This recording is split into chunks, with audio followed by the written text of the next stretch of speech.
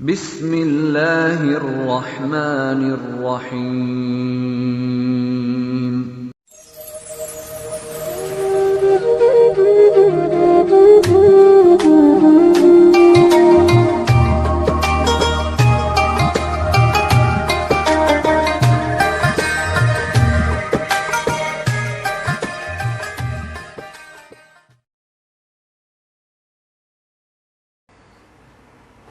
اعوذ باللہ من الشیطان الرجیم، بسم اللہ الرحمن الرحیم۔ ان اللہ یأمر بالعدل والإحسان وإيتاء ذي القربى وينهى عن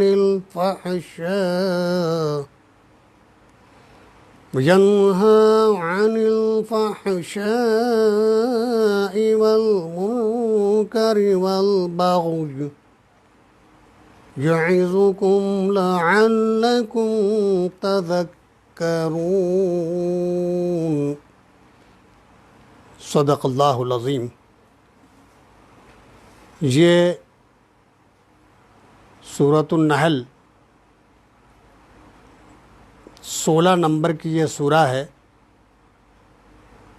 اور جو آیت تلاوت کی گئی ہے 90 نمبر ہے،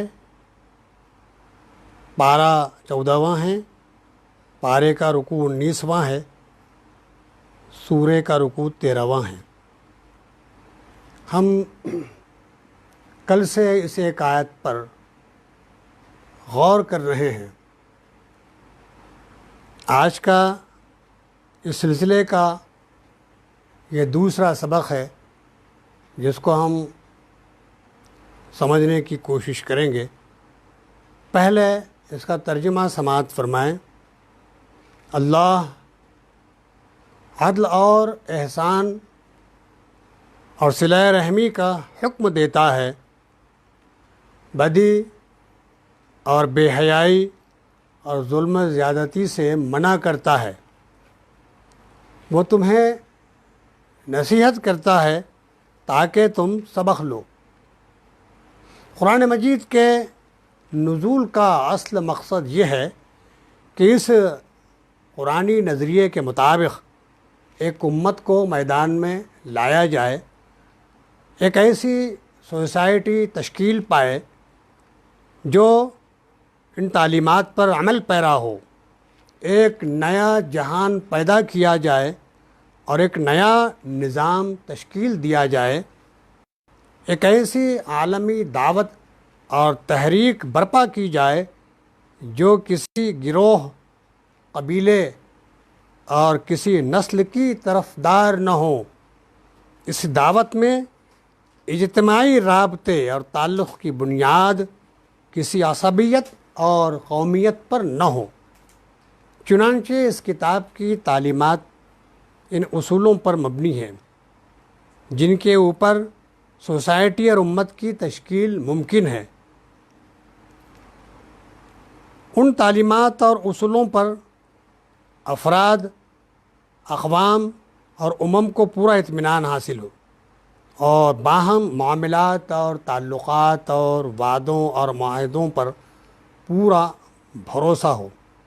اس کتاب کی تعلیمات میں سے پہلی تعلیم عدل سے متعلق ہے، اور جس آیت کا ہم مطالعہ کر رہے ہیں اس میں بھی رب کائنات نے سب سے پہلے عدل کا حکم دیا ہے۔ ایسا عادلانہ نظام جس میں ایک فرد، ایک جماعت، ایک قوم اور اقوام سب کے حقوق محفوظ ہوں۔ یہ عدل کسی کی خواہش سے متاثر نہ ہو، محبت اور بغض سے متاثر نہ ہو، رشتہ داری اور اقربا پروری کا اس میں نام و نشان تک نہ ہو، امیر غریب کے لیے یکساں ہوں، قوی اور ضعیف کے حقوق اس میں برابر ہوں۔ یہ عدل اپنی راہ میں سیدھا چلے اور اس میں سب کے لیے ایک ہی معیار ہو اور ایک ہی پیمانہ ہو۔ اس عدل کے ساتھ ساتھ اس کتاب کی تعلیمات اور ایک دوسرے اصول، اہم اصول پر مبنی ہے جس کو احسان کہا گیا ہے۔ جہاں تک عدل کا تعلق ہے، اس کی تلوار نہایت ہی تیز، مضبوط اور بے لچک ہوتی ہے اور سیدھا کاٹتی چلی جاتی ہے، لیکن اسلامی تعلیمات نے عدل کے ساتھ ساتھ دلوں کو جیتنے کے لیے احسان کا دروازہ بھی کھلا رکھا ہے۔ انشاءاللہ احسان سے متعلق تفصیلات ہم بعد میں دیکھیں گے۔ عدل سے متعلق جو باتیں یہاں پر ہمیں دیکھنی ہے وہ کچھ اس طرح ہے۔ واجبات میں مسلمان کے نقطۂ نظر سے عدل سب سے زیادہ ضروری اور اہم واجب ہے، اس لیے کہ اللہ سبحانہ و تعالی نے اس کا حکم ان الفاظ میں دیا ہے، ان اللہ یأمر بالعدل والاحسان وایتاء ذی القربی۔ بے شک اللہ عدل، احسان اور رشتہ داروں کے دینے کا حکم دے، اور ان کے لیے اللہ سبحانہ و تعالیٰ نے محبت کی اطلاع دی ہے کہ جو لوگ اس روش پر عمل پیرا ہیں، جن کی یہ روش ہے، اللہ تعالیٰ ان سے محبت کرتا ہے۔ دیکھیے قرآن مجید میں تقریباً 10 مقامات پر یہ لفظ آیا ہے، عدل اور قسط۔ ہم اس کو عدل و قسط کہتے ہیں، کہیں پر عدل ہے، کہیں پر قسط ہے۔ جس آیت کا حوالہ دیا جا رہا ہے وہاں فرما وَأَقْسِطُوا إِنَّ اللَّهَ يُحِبُّ الْمُقْسِطِينَ، اور قسط کرو یعنی انصاف کرو، بے شک اللہ عدل و قسط کرنے والوں سے محبت کرتا ہے۔ صرف احکام ہی میں عدل و انصاف کا حکم نہیں دیا گیا ہے، بلکہ کلام اور گفتگو میں بھی عدل کو ملحوظ رکھنے کا حکم دیا گیا ہے۔ قرآن کہتا ہے وَإِذَا قُلْتُمْ فَعْدِلُوا وَلَوْ كَانَ ذَا قُرْبَى، اور جب بات کہو تو عدل کی کرو چاہے وہ رشتہ دار ہو۔ اور فرمایا ایک جگہ اللہ نے یقیناً اللہ تمہیں حکم کرتا ہے کہ امانتیں ان کے مالکوں کو پہنچا دو، اور جب لوگوں میں فیصلہ کرو تو انصاف کا فیصلہ کرو۔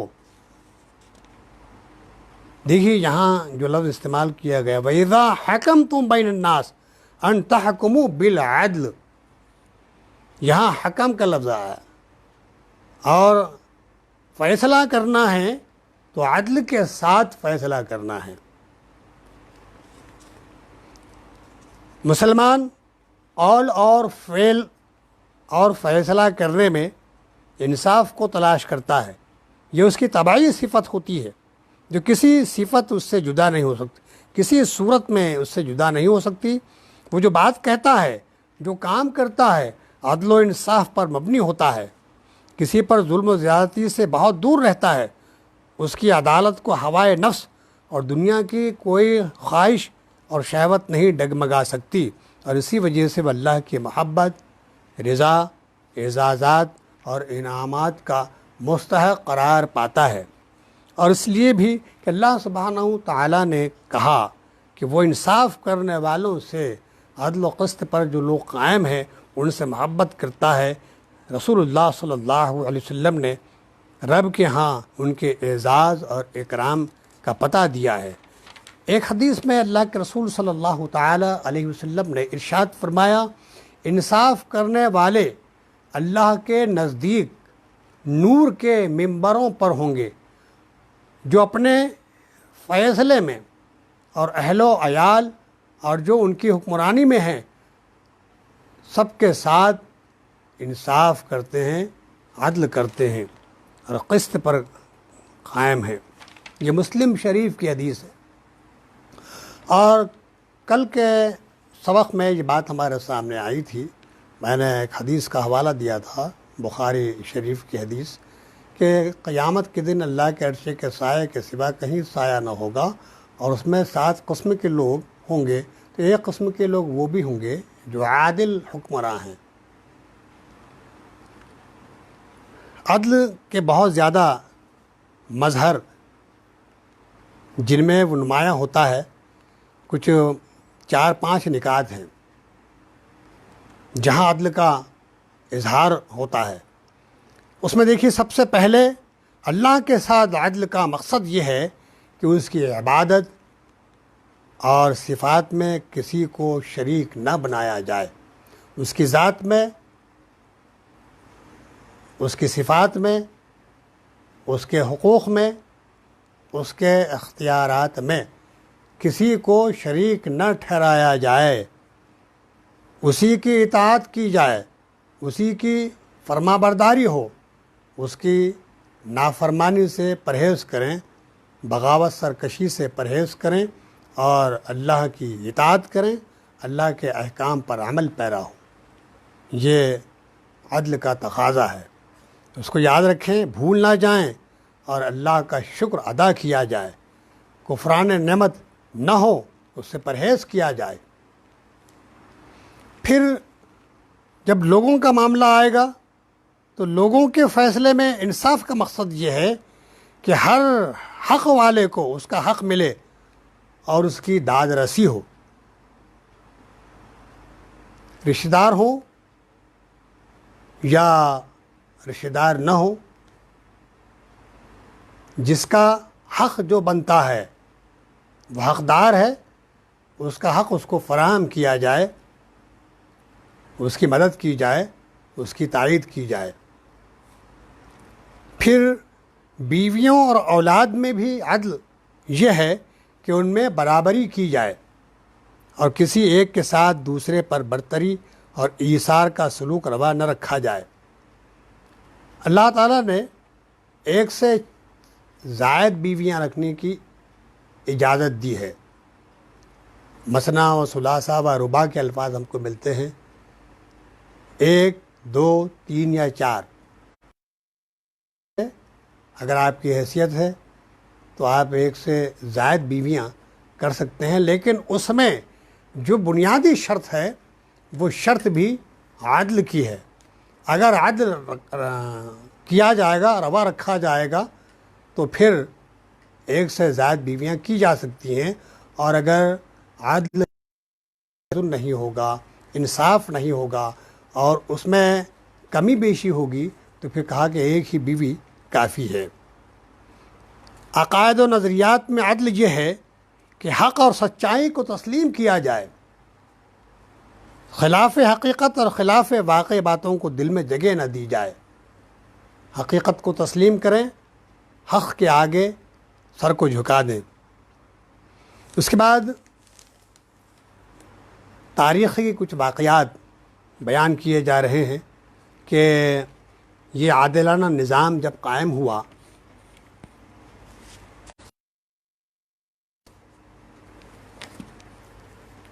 ہمارے خلفاء نے، ہمارے حکمرانوں نے کس طرح عدل کو سامنے رکھتے ہوئے انصاف کیا ہے، انشاءاللہ وہ واقعات ہم بعد میں دیکھیں گے۔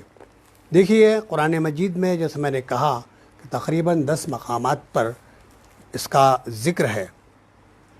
ایک جگہ اللہ فرماتا ہے سورہ مائدہ کی آیت نمبر 8، یا ایھا الذین آمنوا کونوا قوامین للہ شہداء بالقسط ولا یجرمنکم شنآن قوم علی الا تعدلوا اعدلوا هو اقرب للتقوی واتقوا اللہ ان اللہ خبیر بما تعملون۔ یعنی اے ایمان والو، تم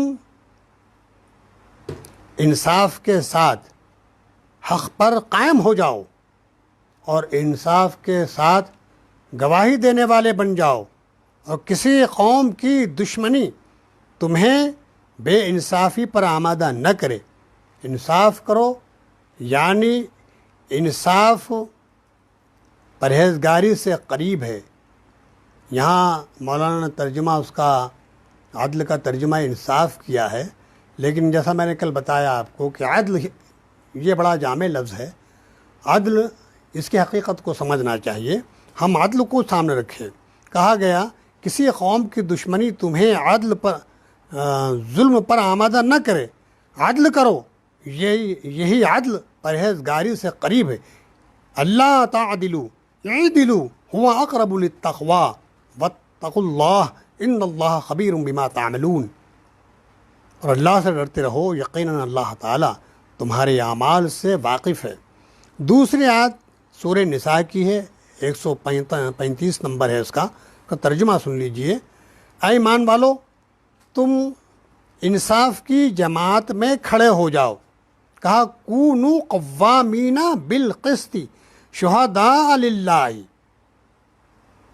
کونوا قوامین بالقسط۔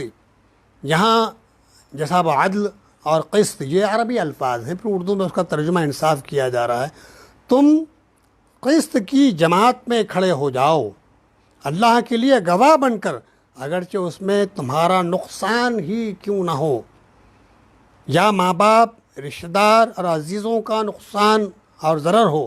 اگر وہ دولت مند یا محتاج ہیں تو خدا تم سے زیادہ ان کا مددگار اور خیر خواہ ہے، لہٰذا تم عدل کرنے میں خواہشات نفسانی کی اتباع اور پیروی نہ کرو۔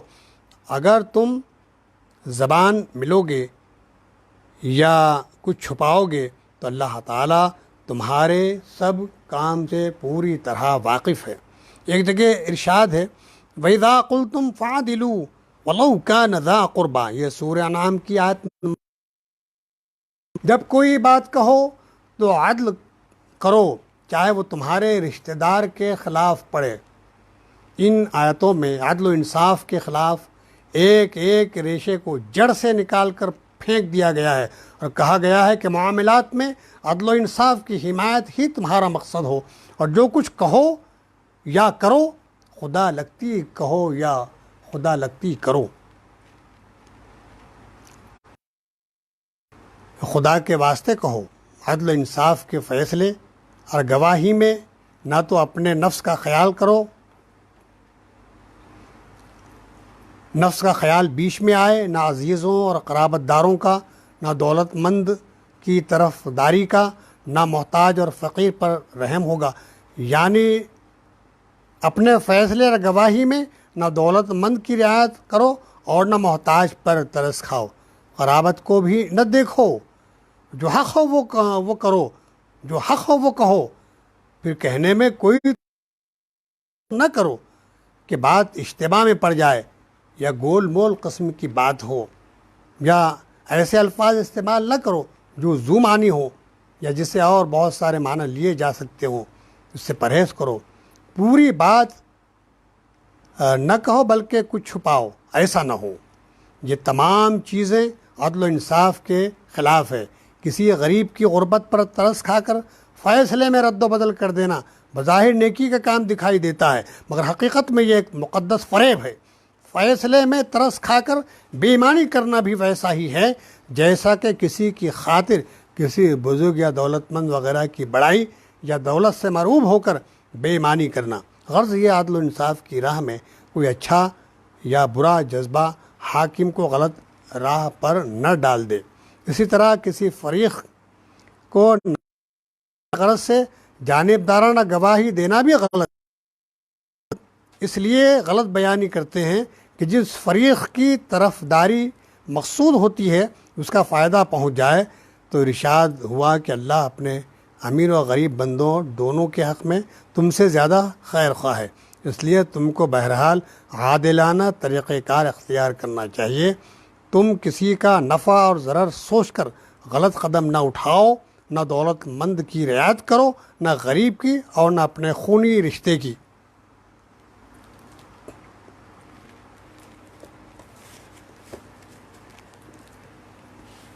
اس سلسلے میں مولانا مودودی رحمۃ اللہ علیہ نے جو کچھ بیان کیا ہے انشاءاللہ ہم اس پر غور کریں گے۔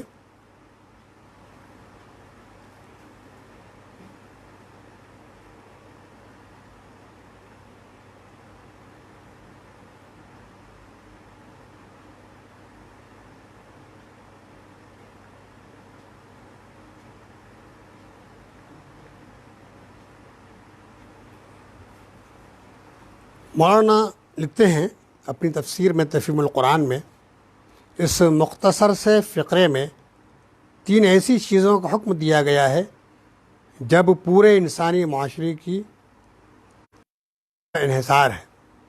پہلی چیز عدل ہے، جس کا تصور 2 مستقل حقیقتوں سے مرکب ہے۔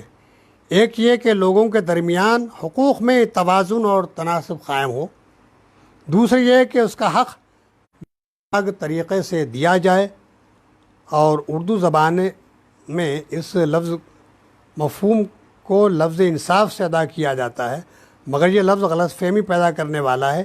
اس سے خواہ یہ تصور پیدا ہوتا ہے کہ 2 آدمیوں کے درمیان حقوق کی تقسیم نصف نصف کی بنیاد پر ہو، اور پھر اسی سے عدل کے معنی مساویانہ تقسیم حقوق کے سمجھ لیے گئے ہیں، جو سراسر فطرت کے خلاف ہے۔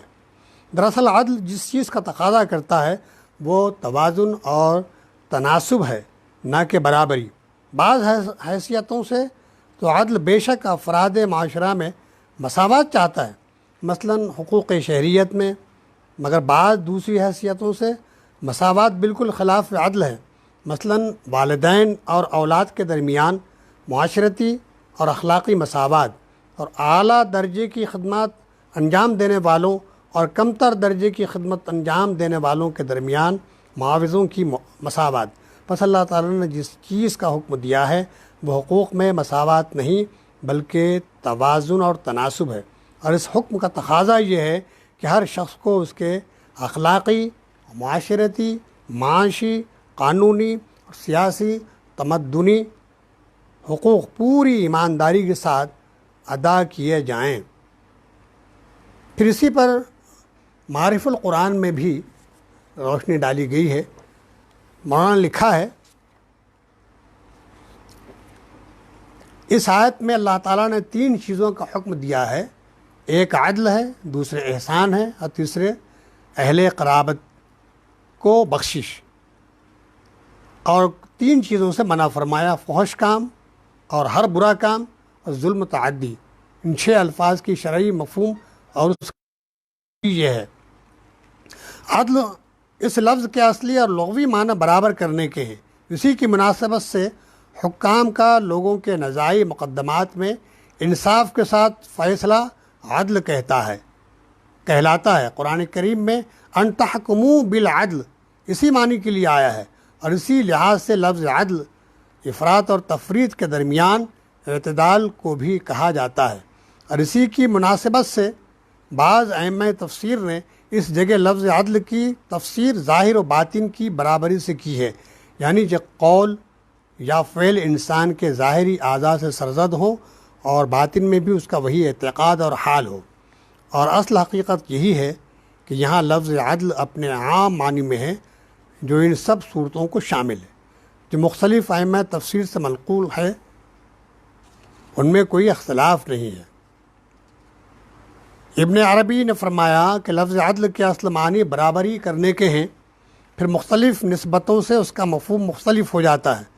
مثلا ایک مفہوم عدل کا یہ ہے کہ انسان اپنے نفس اور اپنے رب کے درمیان عدل کرے، تو اس کے معنی یہ ہوں گے کہ اللہ تعالیٰ کے حق کو اپنے حظ نفس اور اس کی رضا جوئی کو اپنی خواہشات پر مقدم جانے، اور اس کے احکام کی تعمیل اور اس کی ممنوعات اور حرام کی ہوئی چیزوں سے مکمل اجتناب ہو۔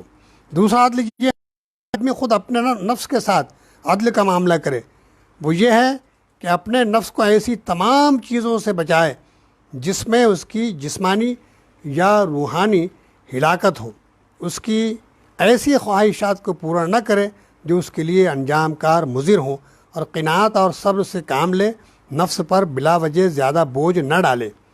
تیسرا عدل اپنے نفس اور اپنی تمام مخلوقات کے درمیان ہے۔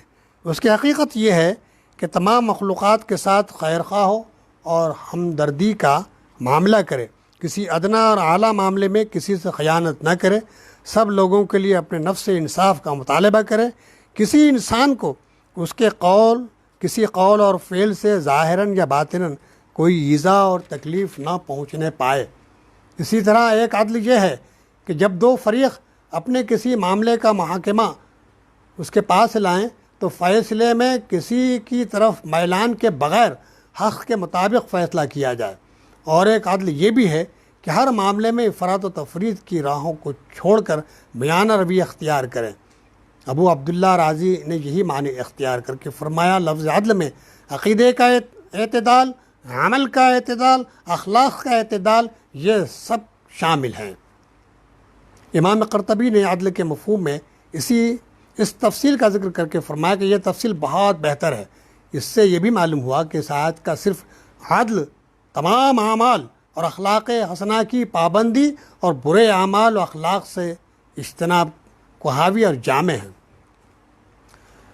بہرحال جس پہلو سے بھی ہم غور کریں، لغوی اعتبار سے، اصطلاحی اعتبار سے، شرعی اعتبار سے، قرآن کے احکام کے اعتبار سے، تو زور دیا گیا ہے کہ ہم عدل پر قائم رہیں، عدل کے نظام کو قائم کریں، عادلانہ نظام کو قائم کریں، اور دنیا سے ظلم، ناانصافی، اس کا خاتمہ ہو، اور ایسا نظام غالب ہو، ایسا نظام برپا ہو کہ جہاں چھوٹے بڑے، کالے گورے، اچھے برے اور غریب امیر سب کے لیے یکساں حقوق، مساوی، سب کے جو حقوق عائد ہوتے ہیں شریعت کی روشنی میں وہ حقوق ادا کیے جائیں، اس پر زور دیا جائے، اس پر لوگوں کو آمادہ کیا جائے، طاقت کے ذریعے سے بات کو منوایا جائے کہ تمہارا جو حق نکلتا ہے وہ پوری قوت کے ساتھ اپنے کیس کو سامنے رکھیں اور اس کو حاصل کرنے کی کوشش کریں، اور جو لوگ اس کے ذمہ دار ہیں وہ بھی حق دلانے کی پوری کوشش کریں، نیچے سے اوپر تک۔ یہ ایک شخص کی انفرادی زندگی سے لے کر اجتماعی معاملات تک ہر جگہ یہ عدل کا نظام یا عادلانہ نظام کار فرما ہے، اور اس کی تاکید کی گئی ہے کہ ہم عادلانہ نظام کے پابند رہیں، شخصی طور پر بھی اس کا لحاظ رکھا جائے، اپنے معاملات میں اس کا لحاظ رکھا جائے، اپنے تعلقات میں اس کا لحاظ رکھا جائے، اور رعایت نہ کی جائے، گروپ بندی نہ ہو۔ اس میں ایسا نہ ہو کہ یہ میرے گروپ کا آدمی ہے، یہ میرا رشتہ دار ہے، اور یہ میرا اپنا آدمی ہے، یہ میرا طرفدار ہے، لہذا اس کے حق میں جو ہے فیصلہ کریں، اور سامنے والا وہ مخالف گروپ کا ہے، لہذا اس کو جتنا نقصان پہنچایا جا سکتا ہے پہنچایا جائے۔ یہ نقطہ نظر صحیح نہیں ہے۔ انشاءاللہ کل ہم دیکھیں گے کہ یہ جو عادلانہ نظام اللہ کے رسول صلی اللہ علیہ وسلم نے قائم فرمایا تھا، خلافت علی منہاج النبوہ جسے کہتے ہیں، اس کی روشنی میں جب یہ خلافت کا نظم چلا آگے تو جو فیصلے کیے ہمارے عمرا نے، ہمارے خلفاء نے، جو فیصلے ان کے ادوار میں کیے ہیں، کتنے مؤثر ہیں اور کتنے متاثر کن ہیں، اور اس میں ہمارے لیے کیا سبق ہے، انشاءاللہ کل کے سبق میں ہم اس کو دیکھیں گے۔ دعا کرتا ہوں کہ اللہ تعالی ہمیں عدل کے تقاضوں کو سمجھنے اور اس کے مطابق عدل پر قائم رہنے اور اس کا حق ادا کرنے کی اللہ ہمیں توفیق عطا فرمائے۔ بآخر دعوانا ان الحمد للہ رب العالمین۔